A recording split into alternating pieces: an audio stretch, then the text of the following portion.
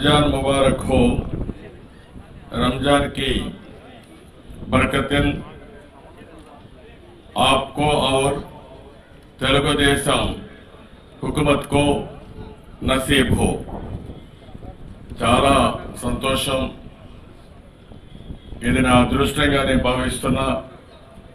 ఈరోజు ఈ కార్యక్రమంలో భాగస్వామి కావడం నా అదృష్టంగా భావిస్తూ అందరికీ మరొకసారి రంజాన్ శుభాకాంక్షలు, ఈద్ ముబారక్। ఈరోజు ఒక పవిత్రమైన రోజు। ఈ నెలంతా కూడా పవిత్రమైన మాసం। మీరందరూ కూడా మానవాళి అందరూ కూడా ఆనందంగా ఉండాలని నెల రోజులు ప్రార్థనలు చేసి ఉపవాసం చేసి సమాజంలో ఒక సత్ప్రవర్తనతోనే సామాజిక మార్పు సాధ్యమని మహమ్మద్ ప్రవక్త ఏదైతే చెప్పారో దాన్ని ఆచరించే మాసం। మనం చేయడమే కాకుండా అందరికీ ఆ సందేశాన్ని మీరు అందజేస్తున్నారు। అదే మనకు దాతృత్వానికి సర్వమత సమృద్ధానికి ప్రతీక ఈ రంజాన్ పండుగ। మానవులందరూ శాంతియుతంగా ఉండాలని, క్రమశిక్షణగా ఉండాలని, అందరూ ఆనందంగా ఉండాలని మనం అల్లాహ్ను ప్రార్థిస్తాం। ఈరోజు మిమ్మల్ని అందరినీ నేను చూస్తున్నాను। నెల రోజులు ఒక దీక్ష, ఒక పట్టుదల, కఠోర క్రమశిక్షణతో మీరు ఈ రంజాన్ మాసాన్ని ఒక పవిత్రమైన మాసం కింద ఆచరించారు। అలాంటి మనుషుల్లోనే దేవుడు ఉంటారంటారు। ఈ నెలలో మీరందరూ కూడా ఒక పవిత్రమైన భావంతో ముందుకు పోయారు కాబట్టి ప్రతి ఒక్కరిలో ఆ పవిత్రత నేను చూడగలుగుతున్నానని చెప్పి కూడా నేను మీకు తెలియజేసుకుంటున్నాను। అందుకే ఈ సందర్భంగా నేను అల్లాహ్ను కోరేది, మన కొత్త రాష్ట్రం, నూతనమైన రాష్ట్రాన్ని అన్ని విధాలా సహకరించి అందరూ ఆనందంగా ఉండేట్టుగా మనలందరినీ ఆశీర్వదించాల్సిందిగా, మీరందరూ ప్రార్థించాల్సిందిగా మరొక్కసారి మిమ్మల్ని అందరినీ కోరుతున్నాను। ఇంకో పక్కన నేను మిమ్మల్ని అందరికీ ఒకటే హామీ ఇస్తున్నా, ప్రభుత్వం తరపున అభివృద్ధి, సంక్షేమం, అదే సమయంలో మీ అందరికీ భద్రత। ఎక్కడైనా సమాజంలో అభద్రతా భావం ఉంటే దానివల్ల సమాజం అభివృద్ధి కాదు। మనిషి భయపడుతూ బతకడానికి కాదు, మనిషి ఆనందంగా బతకాలి। మనిషి కష్టపడడం ఎంత ముఖ్యమో మనకు భద్రత కూడా అంతే ముఖ్యం। అప్పుడే మనం అందరం ఆనందంగా ఉంటాం। అందుకని ప్రభుత్వంలో మీరు చూస్తే 18-19లో 1100 కోట్ల రూపాయల బడ్జెట్ పెట్టాం। ఒకప్పుడు కంబైన్డ్ ఆంధ్రప్రదేశ్ లో కూడా పెట్టని బడ్జెట్ మైనారిటీ సంక్షేమానికి పెట్టిన ఘనత ఈ ప్రభుత్వాన్ని కూడా నేను మీకు తెలియజేసుకుంటున్నా। అంతేకాదు ఆ రోజు కూడా ఉర్దూని 2వ భాష చేయడం, అదే మరిగా హైదరాబాద్ లో హాజ్ హౌస్ కట్టడం, మసీదులకు ఆర్థిక సహాయం చేయడం, ఇలాంటి అనేక కార్యక్రమాలకు ఆ రోజు కూడా శ్రీకారం చుట్టాం। ఈ రోజు మీరు చూస్తే ఇమాములకు, మౌజములకి దేశంలో ఎక్కడా ఇవ్వని విధంగా 5,000-3,000 రూపాయలు పారితోషికం ఇస్తున్నాం। దేనికంటే చాలా మంది పేదవాళ్ళు పూజలు చేపిస్తారు, ప్రార్థన చేస్తూ ఉంటారు, రాత్రింబగళ్ళు పనిచేస్తారు। వాళ్ళ జీవితాన్ని కూడా కొంత వెసులుబాటు ఇవ్వాలని ముందుకు పోయాం। వేరే రాష్ట్రాల్లో ఎక్కడా ఇవ్వడం లేదు। ఇచ్చే రాష్ట్రాల్లో తెలంగాణ 500 రూపాయలు ఇస్తారు, పంజాబ్, హర్యానాలో 1000 రూపాయలు ఇస్తున్నారని కూడా మీకు తెలియజేస్తున్నా। ఉర్దూ గర్ షాదీఖానాలు పెద్ద ఎత్తున కడుతున్నాం। ఎందుకంటే చిన్న చిన్న ఫంక్షన్లు చేసుకోవాలంటే మీకు ఒక షాదీఖానా ఉండాలనే ఉద్దేశంతోనే మనం కట్టుకుంటున్నాం। ఉర్దూలో ఏదైతే మసీదుల రిపేర్ కోసం, కొత్త మాస్క్ నిర్మాణం కోసం ఆర్థిక సహాయం చేస్తున్నాం।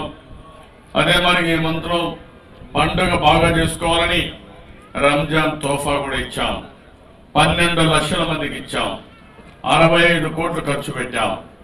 అదే సమయంలో మళ్ళీ సంక్రాంతి సమయంలో కూడా ముస్లిం సోదరులు కూడా ఇచ్చి మత సామరస్యాన్ని కాపాడే విధంగా అందరూ పండుగలు చేసుకోవడంగా మనం ముందుకు పోయే పరిస్థితికి వచ్చాం। మైనారిటీ ఆడపిల్లలు పెళ్లిళ్ళు చేయడం కష్టమైనప్పుడు నేను ఈరోజు దుల్హాన్ స్కీమ్ తీసుకొచ్చి 50,000 రూపాయలు పెళ్లిళ్ళ ఖర్చులకు ఇస్తున్నామంటే ఇది ఒక చరిత్ర. ఏ ప్రభుత్వం ఇవ్వని విధంగా ఇస్తున్నామని కూడా నేను మీకు తెలియజేస్తున్నాను. పోస్ట్ మెట్రిక్ స్కాలర్షిప్లు ఇస్తున్నాం, ప్రీ మెట్రిక్ స్కాలర్షిప్లు ఇస్తున్నాం. విదేశీ విద్య కోసం ఎవరైనా మన పిల్లలు తెలివైన పిల్లలుంటే ప్రపంచంలో ఏ దేశంలో చదువుకోవాలన్నా ఆ దేశానికి పంపి చదివించే పరిస్థితికి వస్తున్నాం. అదే మరిగా కాంపిటేటివ్ పరీక్షలన్నింటిలో ఫ్రీ కోచింగ్ ఇచ్చి మన పిల్లల్ని సమర్థులుగా తయారు చేసి అన్ని పోటీ పరీక్షల్లో ముందుకు పోవడం చేస్తున్నాం. స్వయం ఉపాధి కింద పెద్ద ఎత్తున బడ్జెట్ పెట్టి ఎవరైతే చదువుకోకుండా ఇంటి దగ్గర ఉంటారో వాళ్ళందరూ కూడా ఉపాధి కల్పించాలనుకుంటున్నాం. ఇంకో పక్క స్కిల్ డెవలప్మెంట్కి ఎక్కువ ప్రాధాన్యత ఇచ్చాం. నైపుణ్యం ఉండాలి, ఎక్కడ ఉద్యోగాలు రావాలన్నా జీవితాల్లో బాగుండాలన్నా రావాల్సిన అవసరం దాన్ని కూడా ఇచ్చాం. ఉర్దూ అకాడమీ పెద్ద ఎత్తున డబ్బులు ఖర్చు పెట్టి డెవలప్ చేస్తున్నాం. మల్టీ సెక్టర్ డెవలప్మెంట్ స్కీమ్స్ పెట్టి మిమ్మల్ని అభివృద్ధి చేయడం కోసం దీనికి కూడా ముందుకు పోయాం. ఇంకొక పక్కన ఈ శుభ సందర్భంలో నేను అనౌన్స్ చేస్తున్నాను, తొందరలోనే ఈ రాష్ట్రంలో మైనారిటీ సోదరులకి 25 రెసిడెన్షియల్ స్కూల్స్ ఏర్పాటు చేస్తామని మరొక్కసారి మీ అందరికీ హామీ ఇస్తున్నా. దానికి కూడా శ్రీకారం చుడతాం. చదువు భవిష్యత్తు, అలాంటి చదువు బాగుంటేనే ఇది అవుతుంది. అది కూడా మనం చేస్తాం. అదే మరి వర్క్ ప్రాపర్టీస్ అన్ని కాపాడుతాం, ఎక్కడ రాజీ లేదు, పూర్తిగా కాపాడే బాధ్యత తీసుకుంటాం. ఇంకొక పక్కన రంజాన్ పండుగ కూడా ఒక 5 కోట్ల రూపాయలు డబ్బులు ఇచ్చాం. హాజ్ హౌస్ అయితే కడపలో 12 కోట్లు, అదే విజయవాడలో రాజధానిలో 80 కోట్ల రూపాయలు ఖర్చు పెట్టి ఇక్కడ కూడా హాజ్ హౌస్ కడుతున్నాం అని చెప్పి కూడా నేను మీకు తెలియజేస్తున్నాను.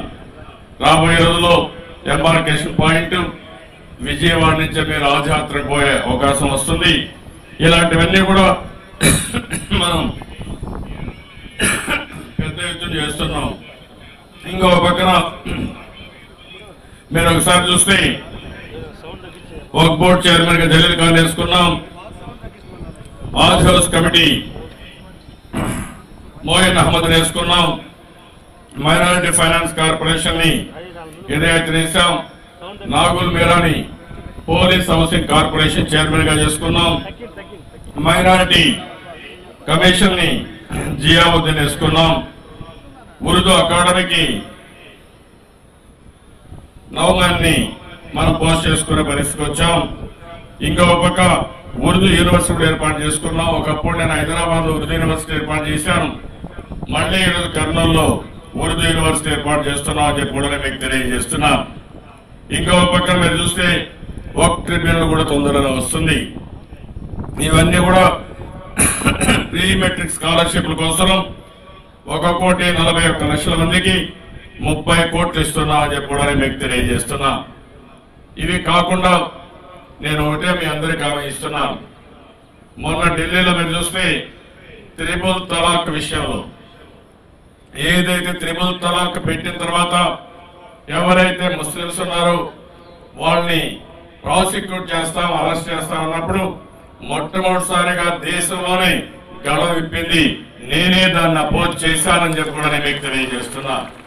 దానికి కారణం అందరినీ సమానంగా చూడాలి తప్ప ఈ దేశంలో వివక్షతకు తావు లేదు. ఇది కావాలని విక్టిమైజేషన్ దారితీస్తుంది. ఇది మంచి పద్ధతి కాదని గట్టిగా ఆ రోజు అపోజ్ చేశాం. అందుకే దాన్ని రాజ్యసభలో అడ్డుపడి ఈరోజు జాయింట్ పార్లమెంట్ కమిటీ పంపించారు. భవిష్యత్తులో రాదు, రాకుండా పోరాడే బాధ్యత ఈ పార్టీ తీసుకుంటామని చెప్పి కూడా మీకు తెలియజేస్తున్నా. అదే మాదిరిగా మీరు ఇప్పుడు కూడా ఒకటే గుర్తుపెట్టుకోవాల్సిన అవసరం ఉంది.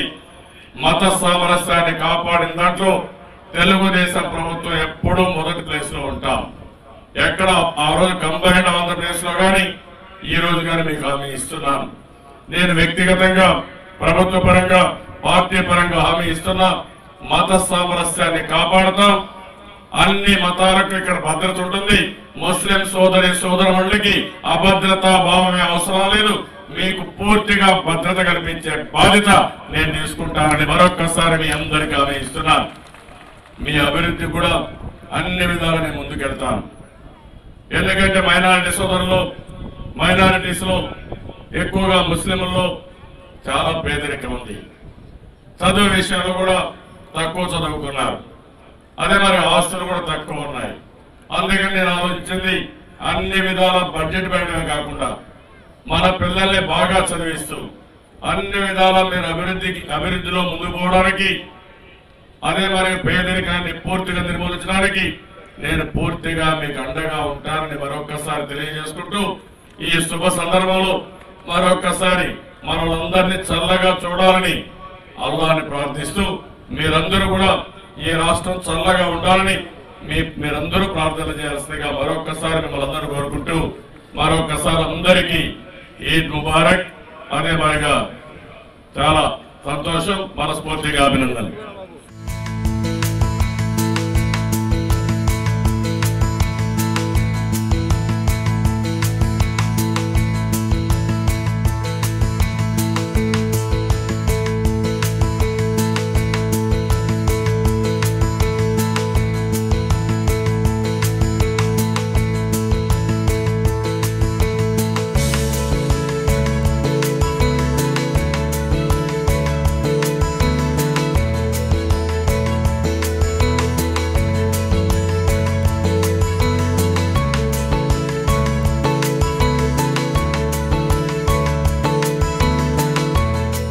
Hello, this is your Nandu. Please do subscribe to New Waves Media.